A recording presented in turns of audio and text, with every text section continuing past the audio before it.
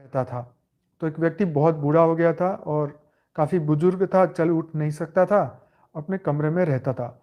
जब भी उसे शौच, स्नान आदि के लिए जाना होता था, वह अपने बेटे को आवाज़ लगाता था और बेटे ले जाते थे। मतलब धीरे धीरे कुछ दिनों बाद बेटे को कोई बार आवाज़ लगाने के बाद भी कभी कभी आते और देर रात तो नहीं भी आते। इस दौरान वे कभी कभी गंदे बिस्तर पर ही रात बिता दिया करते थे। अब और ज़्यादा बुढ़ापा होने के कारण उन्हें कम दिखाई देने लगा था।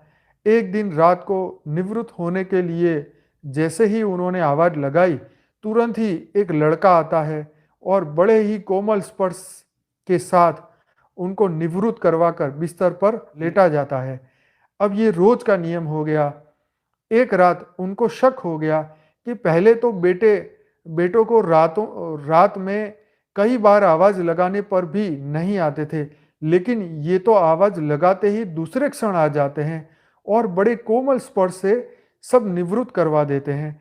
एक रात वह व्यक्ति उसका हाथ पकड़ लेता है और पूछता है कि सच बता, तू कौन है? मेरा बेटा तो ऐसा नहीं है। अभी अंधेरे कमरे में एक अलौकिक उजाला हुआ और उस लड़के रूपी ईश्वर ने अपना वास्तविक रूप दिखाया। वह व्यक्ति रोते हुए कहता है, हे प्रभु, आप स्वयं मेरी निवृत्ति के कार्य कर रहे हैं। यदि मुझसे इतने प्रसन्न हो तो मुक्ति क्यों नहीं दे देते हैं? देखो, कमाल की बात है कि उसने भगवान को कितना इंपॉर्टेंट क्वेश्चन किया कि मैं इतना दुखी हो रहा हूं और मेरे इस दुख में आप मुझे साथ दे रहे हैं, तो मुझे मुक्त क्यों नहीं कर देते हैं? कितनी सुंदर बात है। प्रभु क्या कहते हैं, सुनिए। प्रभु ने कहा कि प्रभु कहते हैं कि जो आप भुगत रहे हैं वो आपके प्रारब्ध हैं। ठीक है, जो दुखी हो रहे हो, जो आप भुगत रहे हो वो आपके प्रारब्ध हैं। आप मेरे सच्चे साधक हैं, हर समय मेरा नाम जप करते हैं। इसीलिए मैं आपके प्रारब्ध भी आपकी सच्ची साधना के कारण स्वयं कटवा रहा हूं। मतलब परमात्मा भगवान अपने रूप को, अपने स्वरूप को भेज के आपको मदद कर रहे हैं आपके प्रारब्ध को कटवाने में। देखो क्या मस्त बात बोली है। भगवान बोलते हैं इसीलिए मैं आपके प्रारब्ध को, आपकी सच्ची साधना के कारण आपको आपके प्रारब्ध को कटवा रहा हूं। आगे सुनिए, क्या इंटरेस्टिंग है।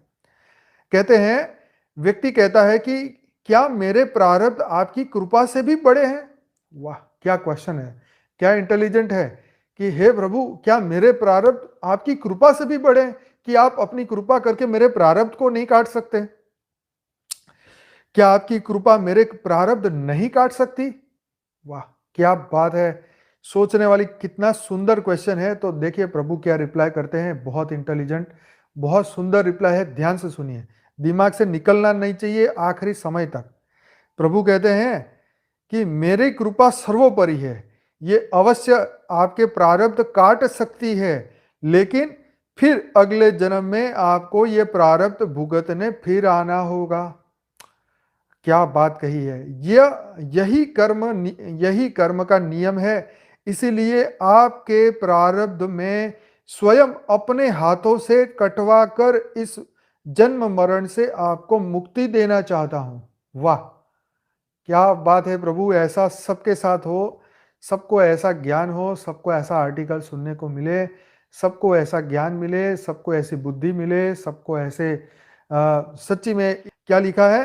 प्रभु कहते हैं कि मेरी कृपा तो सर्वोपरि है।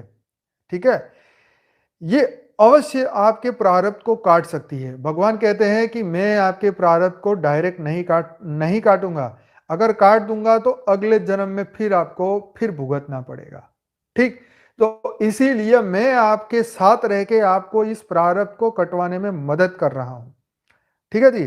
तो भगवान भी उस अपने भक्त को मुक्ति देना चाहते हैं। वो भी बेचारे इस मनुष्य को, प्रारब्ध में फंसे हुए मनुष्य को, मतलब उसकी भक्ति के कारण खुद जाकर उनको, मतलब आप देखो ये क्या क्या करवा रहे हैं भगवान, कितनी सेवा कर रहे हैं, अपने उसके लड़के की तरह उसकी सेवा कर रहे हैं। बेहद की परम शांति सोचो, बोलो परम शांति मिल जाए।